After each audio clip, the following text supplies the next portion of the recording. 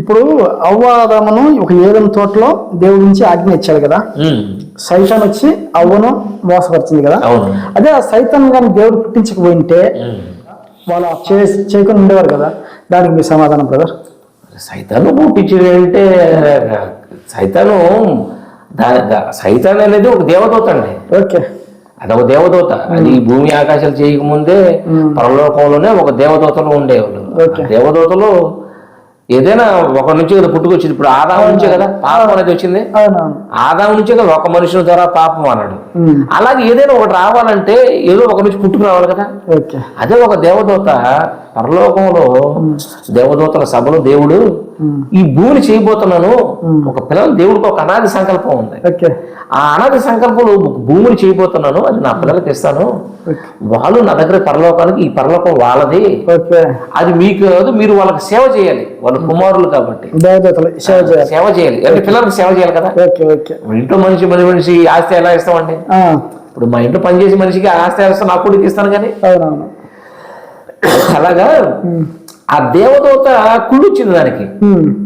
దేవదూత కుళ్ళు వచ్చి అప్పుడు దేవుడికి మనసు తెలుసు కదా. ఇప్పుడు పై రూపం మనం చూస్తాం, ఎర్రగా ఉండడానికి మనం చూస్తాం, దేవుడు హృదయాలు ఎదిగినాడు కదా. ఆ దేవత కుళ్ళు వచ్చేసి అది ఏం చేస్తుందంటే అందరూ తనతో ఉన్న దేవదూతలు అందరూ తన వైపు మలుచుకుంది. మలుచుకోబట్టి అది అప్పటికి సగం చెడగొట్టింది. చెడగొట్టడం వల్ల దేవుడు ఒకరోజు దానికి దేవుడు తెలిసిపోయింది కదా, ప్రతి దానికి సమయం రావాలి కదా. దానికి ఒక ఛాన్స్ మిఖాయిలను మరొక దేవుడు యుద్ధానికి ప్రధాన దూత మిఖాయిలను ఒక దేవదూతను పంపి దానికి యుద్ధం చేయించాడు. మంచుకుంటే తప్పు అయిపోయిందంటే యుద్ధం అవసరం ఉండదు కదా. ఇప్పుడు సమాధాన పడితే యుద్ధం అవసరం ఉండదు కదా.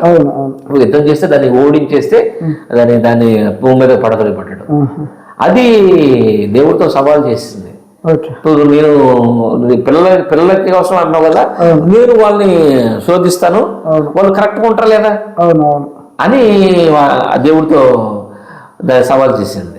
అప్పుడు దాన్ని కొంతకాలం ఈ సృష్టి చేసినంత వరకు దానికి కొంతకన్నా పాతాళంలో నరకగుండం పెట్టాడు. దానికి అగ్ని పెట్టిన తర్వాత మనిషిని చేసినప్పుడు 6 దినాలు సృష్టి చేసి మనిషిని చేసినప్పుడు దాన్ని కొంతకాలం విడుదల ఇచ్చాడు. విడుదల ఇచ్చినప్పుడు ఇప్పుడు అతని దగ్గరికి అప్పుడు ఆల్రెడీ ఒక పరీక్ష పెట్టాడు కదా దేవుడు, చెప్పారు కదా ఇంతకుముందు పరీక్ష పెట్టాడు కదా, పండు తింటే సస్తాం అన్నాడు. ఇప్పుడు దేవుడు చెప్పిన మాట వినాలి కదా. ఎవరో దారిని పోయి దాని వచ్చేసి నిజమా అని మొదలు పెట్టింది. మరి తింటే సస్తావు అని అది చెప్పింది. మీరు తింటే సస్తారని దేవుడు చెప్పాడు, మీరు సావరని అని చెప్పింది. ఇప్పుడు ఎవరు మాట వినాలి? దేవుని మాట వినాలి. కానీ దాని మాట దయ్యం మాట విన్నారు. మరి అలా పెట్టడం ఎందుకు అంటే పరీక్ష పెడితేనే కదా పాస్ అని తెలుస్తుంది. ఇప్పుడు పరీక్ష పెడితేనే కదా. ఇప్పుడు 50 మందిలో 10th క్లాసులో 50 మందిలో ఫస్ట్ ఎవరు వస్తారు అన్నది పరీక్ష పెడితేనే కదా తెలుస్తుంది. ఇప్పుడు పరీక్ష పెట్టకపోతే అందరూ సమానంగా ఉన్నట్టు ఉంటారు కదా. ఇప్పుడు అవార్డ్స్ ఇస్తుంటారు డిపార్ట్మెంట్ రివార్డ్స్ అవార్డ్స్ ఇస్తుంటారు. ఇస్తున్నప్పుడు అందరికి రావద్దుగా. ఎవరైతే టాలెంట్ పర్సన్ వాళ్ళకి వస్తుంది కదా. ఉద్యోగం రావాలన్నా కానీ పరీక్ష పెడితేనే కదా. దాంట్లో ఎవరు ముందు మార్కులు వస్తాయో ఎక్కువ మార్కులు వస్తాయో వాళ్ళకే కదా వస్తాయి. మరి అలా చేయనంటే అలా పరీక్ష అది పెట్టకపోతే చెట్టు అయిపోతే అంటే అది కరెక్ట్ కాదు కదా. అందరూ బాగానే ఉన్నట్టే కదా. మరి దేవుడు పెట్టిన పరీక్ష తప్పు అనకూడదు కదా. ఆయన పెట్టేది పరీక్ష. నువ్వు ఫెయిల్ అయిపోయాడు ఆదాము, అవ్వపోయారు, మనుషులు ఫెయిల్ అయిపోయారు. అందుకే కదా యేసుక్రీస్తు పంపాల్సి వచ్చింది, తన కొడుకు పంపాల్సి వచ్చింది. అందుకే కదా.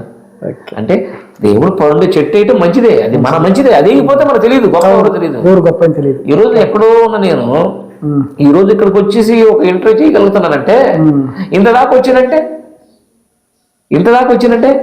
ఏమి తెలియని ఊర్లో నుంచి వచ్చి, అసలు క్రిస్టియానిటీ తెలియని ఊర్లో నుంచి వచ్చి ఈరోజు మీ ద్వారా 2 మాటలు చెప్పగలుగుతున్నానంటే అంటే అది 3 అడుగు ముందు పడినట్టే కదా. అలా ముందు మనం పనిలో ఉంటేనే కదా. పరీక్ష ఉండాలి, పరీక్షలో పాస్ అవ్వాలి, దేవుడు చెప్పింది నెరవేర్చాలి. దాంట్లో ఎన్ని అడ్డంకులు వచ్చినా తొలగించినా ముందుకెళ్ళాలి.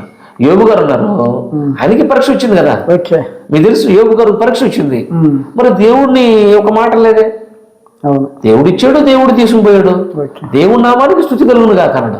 పాస్ అయ్యాడు, యోబు గారు పాస్ అయ్యారు కదా. అలా ఫెయిల్ అయిపోయాడు. అలాగా పరిస్థితి మంచిది.